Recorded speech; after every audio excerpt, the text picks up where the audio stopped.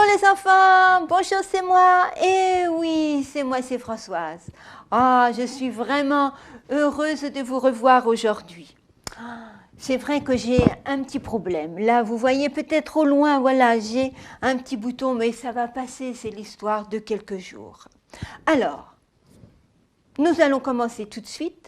Et d'abord, je me réjouis que Gamaliel, Isaïa, n'est-ce pas, Elisabeth, Damien, Vanina, Tevatea, Alan, Alex, Alix également, Flavie, Clette, eh bien que vous soyez présents et que vous soyez en meilleure forme, car vous aussi, vous avez eu un petit souci de santé. Mais on a prié les uns pour les autres et vous êtes de nouveau guéris. C'est super. Alors, qu'est-ce qu'il y a dans mon décor? Ouh là là là là là là. On voit une grosse chaîne, n'est-ce pas? Oui, qu'est-ce que cette chaîne vient faire là? On voit du raisin. Moi, j'aime le raisin. Du bon pain. Là, puis celui-ci, il a l'air d'être bien frais. Hein? Regardez un petit peu. Oh, c'est frais, tout ça. Oh, ça sent bon en plus. Oh, ça me donne faim. Et puis là, qu'est-ce que c'est que ça? Voyons voir. J'ouvre. Oh, le petit gobelet, comme à l'époque de Jésus. Je verse. Oh, moi, je vais goûter, je suis trop curieuse.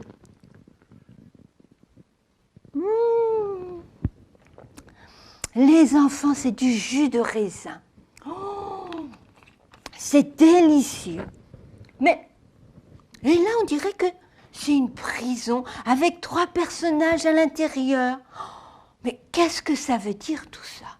On dirait un petit écureuil aussi, un papillon.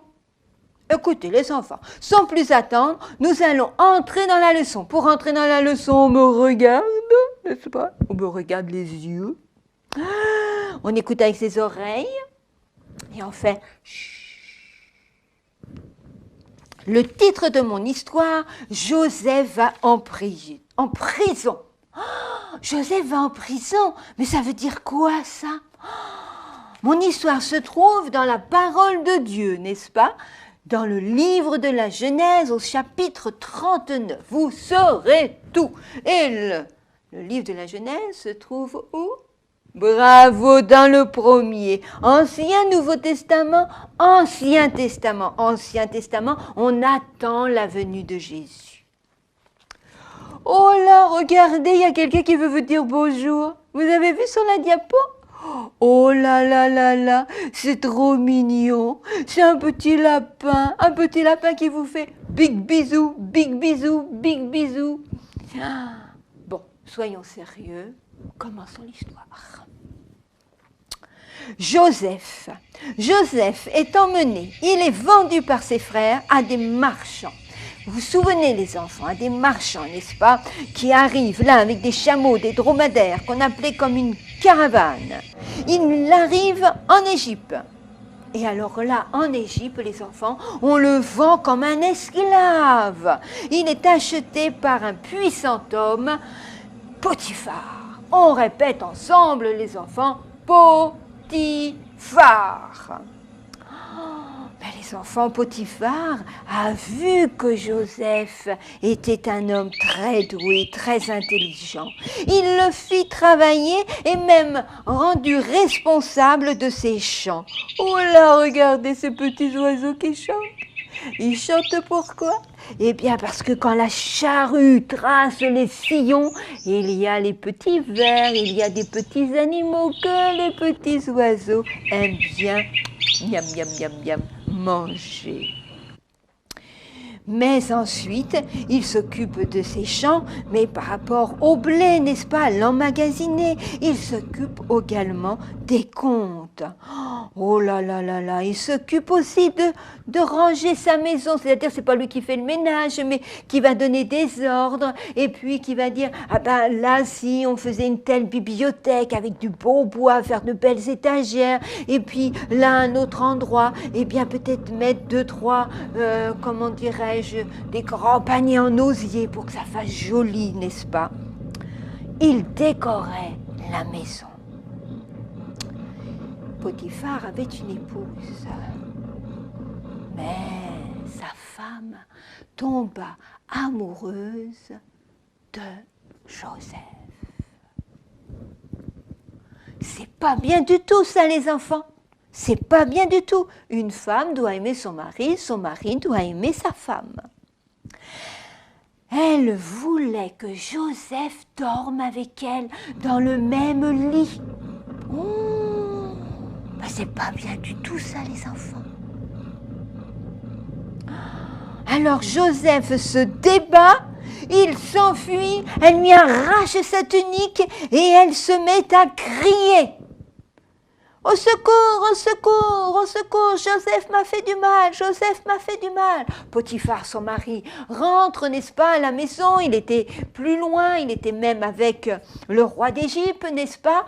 Alors on le met au courant comme quoi Joseph a fait quelque chose de mal à sa femme. Alors il arrive, il va voir sa femme et sa femme lui explique, regarde, j'ai encore sa tunique dans les mains, il a voulu m'embrasser. Potiphar connaît sa femme. Ce n'est pas la première fois qu'il y a des problèmes avec d'autres hommes dans la maison. Potiphar se tourna vers Joseph et lui dit, est-ce là que tu as fait? Et Joseph dit, mais non, je n'ai pas voulu toucher à ta femme. C'est ta femme, je n'y toucherai jamais. Alors Potiphar dit, mettez-le en prison. Mais il n'a rien fait de mal. Mais savez-vous, les enfants, qu'à cette époque-là, si on portait la main sur l'épouse d'un homme haut placé, c'était la mort, tout de suite, radicale. Mais là, Potiphar sait très bien que Joseph n'est pas coupable. Mais il ne peut pas non plus dire que sa femme est coupable. Mais au lieu de le faire tuer, il le met en prison. Joseph ne pouvait le croire. Hier, il était le meilleur serviteur et aujourd'hui, il était en prison. Son maître était triste également, mais il n'avait pas le choix. Joseph savait qu'il n'avait pas fait d'erreur. Il savait une chose encore plus importante. Dieu serait avec lui comme il a été avec lui jusqu'à présent. Car il avait été vendu comme esclave, mais avec un homme bon, un homme loyal. Et là, il se retrouvait encore en prison pour quelque chose qu'il n'avait pas fait, mais puisque Dieu l'avait protégé, alors les enfants, il avait confiance au Seigneur. Et d'ailleurs, les enfants, le chef de la prison donna du travail à Joseph parce qu'il avait vu en lui, voilà, Joseph, il aidait les prisonniers, il les réconfortait, il y en avait qui étaient en colère, alors il essayait de lui parler de Dieu, il essayait de les calmer. Alors, ce responsable, ce chef de la prison, lui donne des responsabilités au point que Joseph peut aller de droite à gauche, il n'est pas enfermé dans une cellule. Peu après, il décida donc de lui confier la responsabilité de tous les prisonniers. Alors on voit qu'il leur distribue du pain, qu'il les écoute, n'est-ce pas? Il fait donc plein de choses. Un matin, Joseph remarqua que 2 prisonniers avaient l'air inquiets. Voilà, vous avez vu les petites souris qui dansent? L'un était les chansons du roi et l'autre le panetier. Mais le roi s'était mis en colère et les avait jetés en prison. Alors Joseph s'approche d'eux, n'est-ce pas, et leur dit « Mais qu'est-ce qui ne va pas? Nous avons rêvé des choses bien étranges la nuit dernière. » Répondit les chansons en se grattant la tête. « Et nous ne savons pas ce que ces rêves signifient. Qu'est-ce que ça veut dire? » Oh là là là là là là là là là là, les enfants, qu'est-ce qui va se passer? Dieu seul peut expliquer les rêves, dit Joseph. Vous voyez un petit peu, même s'il avait subi des injustices, il parlait de Dieu. Oui, oui, le Seigneur peut dire ce que vos rêves veulent dire. Alors, racontez-moi ce que vous avez rêvé. J'ai rêvé que je voyais une vigne avec 3 branches, répliqua les chansons. Il y avait des grappes qui y poussaient. Je pressais la grappe pour en obtenir du jus, vous voyez, comme dans la bouteille, du jus de raisin. Et alors là, je la versais dans la coupe de Pharaon et je lui donnais à boire. qu'est-ce que ça veut dire? Ce fut au tour du panetier, j'ai rêvé qu'il y avait 3 corbeilles de pain sur ma tête. Vous voyez, là, il n'y en a qu'une, mais là, il y en avait 3. 1, 2 et 3 corbeilles remplies de pain.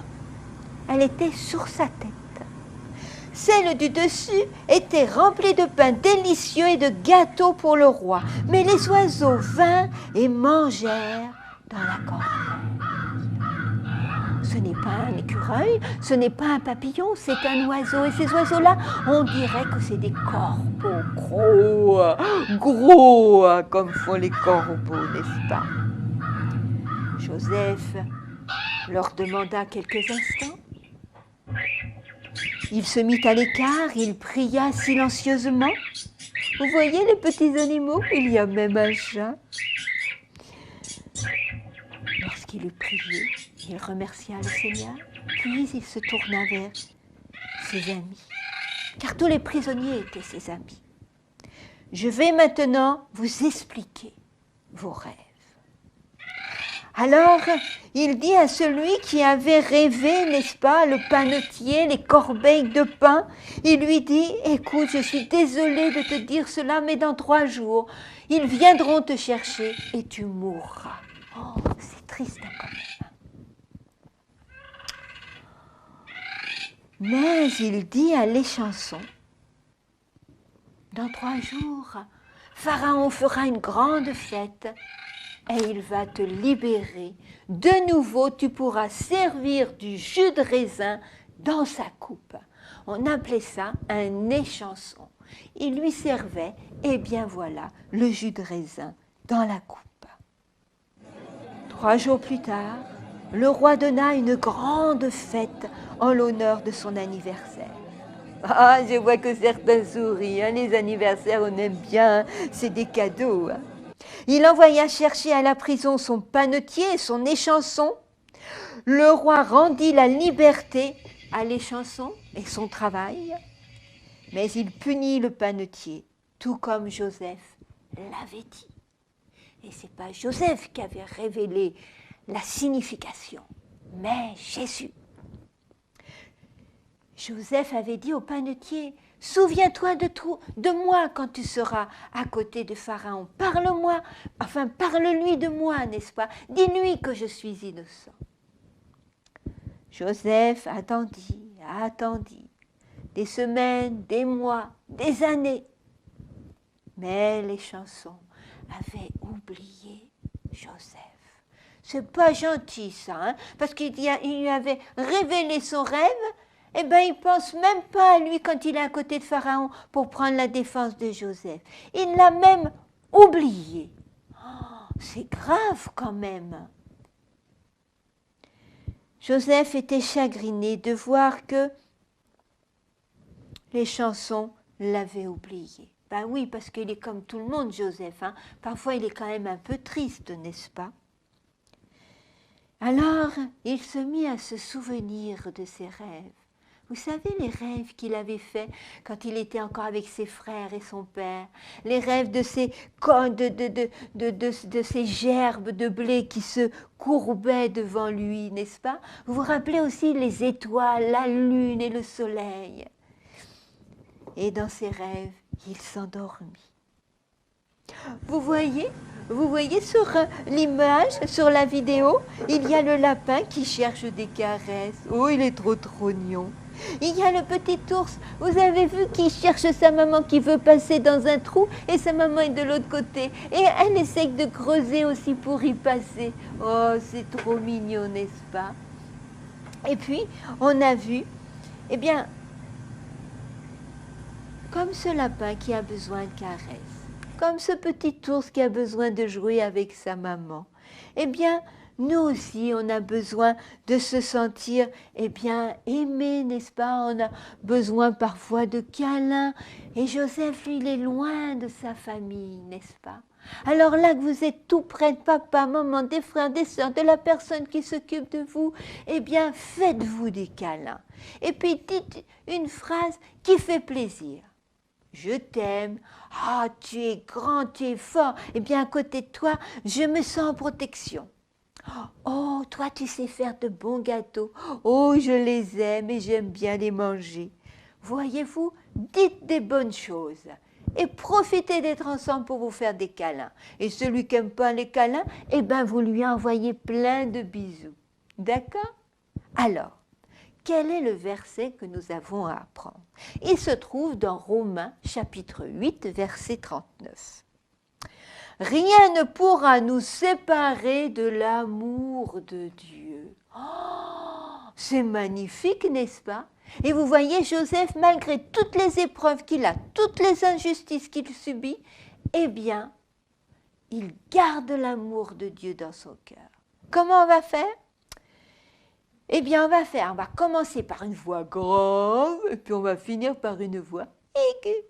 C'est-à-dire, ça va faire rien ne pourra nous séparer de l'amour de Dieu. Romains 8, 39. D'accord? On refait une fois? On refait une fois. Attention, la voix grave. Rien ne pourra nous séparer de l'amour de Dieu. Romains 8, 39. Alors, aujourd'hui, bien justement, pour resserrer les liens, pour montrer aux uns et aux autres qu'on est heureux d'être ensemble, on va faire un gâteau. Oh, je sens qu'il y en a déjà qui se lèchent les babines. Alors, comment on fait? Alors, je dépose la petite marionnette ici. Et voilà. Alors, oui, je vais attendre que vous rassemblez les affaires. Voilà, il nous faut un verre mesureur, une cuillère à soupe, de la poudre de noisette ou d'amande ou de la noix de coco, il n'y a pas d'importance. Il nous faut un œuf. Alors, je vais le mettre là pour pas qu'il tombe, parce que s'il tombe, bah alors là, on est mal. Hein. Une fourchette, un petit plat ou un saladier. Alors, là-dedans, j'ai mis un petit peu de maïzena. D'accord?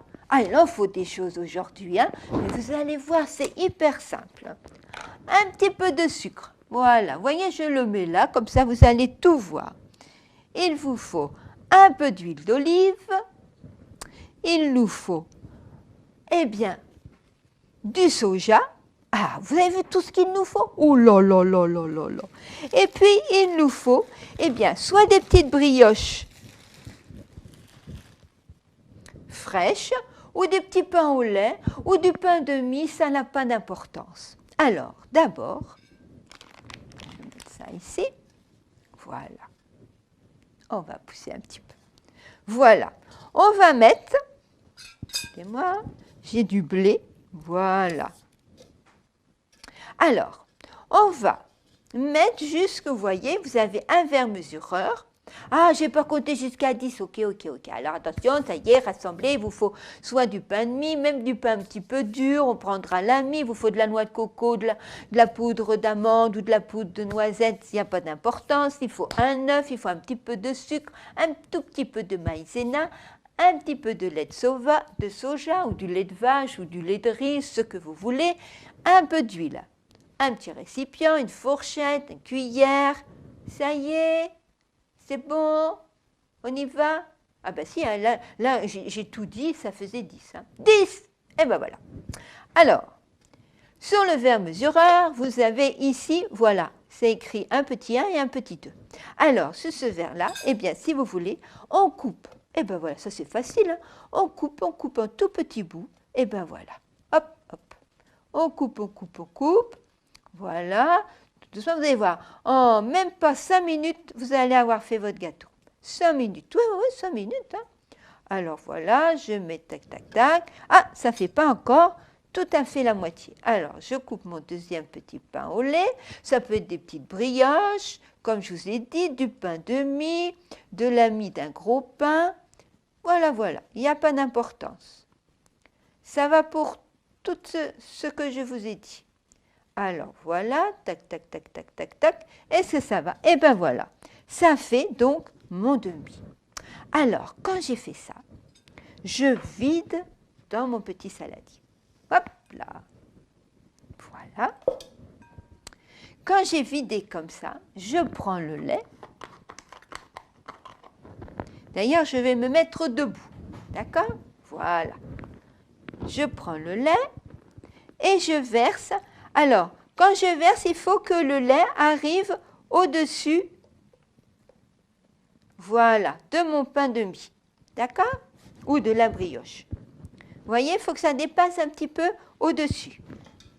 Ensuite, alors, moi je le fais tout de suite. Mais pour vous, il faudra donc attendre à peu près, oui, 10 minutes. Ah bah oui, j'ai dit qu'on pouvait le faire en 5 minutes, mais c'est vrai, j'ai oublié de dire que le pain doit rester, ben voilà, 5 minutes pour, ben voilà, qu'il soit bien imprégné de lait. D'accord? Alors, dans cette recette-là, on peut rajouter des raisins secs, de la vanille, ce que vous voulez. Après, on peut rajouter des morceaux de pommes. Alors voilà. Vous voyez, ça fait un petit peu comme ça. Alors, j'écrase bien. Évidemment, si j'avais laissé 5 minutes, il serait encore plus tendre. D'accord? Si vous mettez du pain dur, il faut le laisser un petit peu plus longtemps. Alors, quand j'ai fait ça, je mets à peu près une cuillerée à soupe, vous voyez, de sucre. Voilà. Je mets une cuillerée à soupe de poudre. Alors, hop.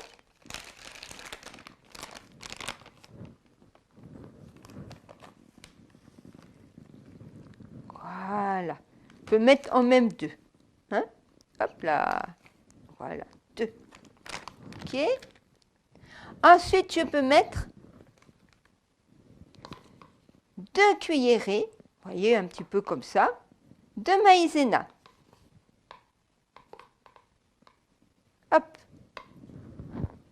Et alors là, je casse mon œuf. Attention, il ne faut pas mettre la coquille. Hein. Hop, j'appuie fort comme ça. Et hop, j'ouvre. Je mets mon œuf à l'intérieur. Je mets un petit peu d'huile. Vous voyez, une cuillerée un petit peu à soupe. Voilà. Et ensuite, donc, je remue bien tout ça. Vous voyez, c'est pas compliqué, hein? Hop, je remue, je remue.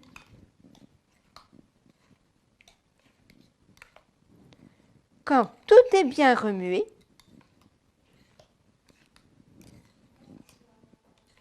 voilà.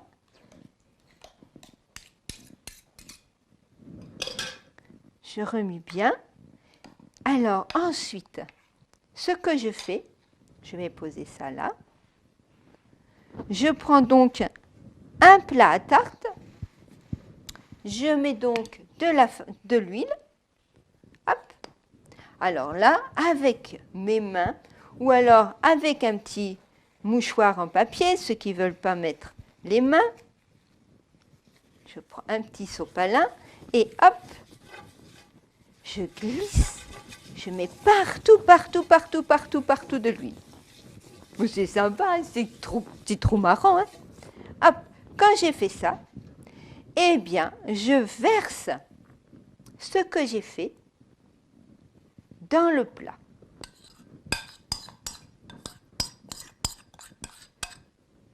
Quand j'ai versé dans le plat, eh bien, les enfants, je mets au four juste à temps, eh bien, que ça croustille, que ça devient un petit peu marron. D'accord? En principe, dans un quart d'heure, c'est prêt. Et ça va sentir bon, les enfants, ça va sentir bon.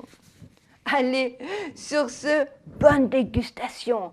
Et ce soir à table, vous pourrez déposer le gâteau, dire pourquoi vous l'avez fait et qu'est-ce qui a suscité ça. Eh bien, l'histoire de Joseph qui est en prison.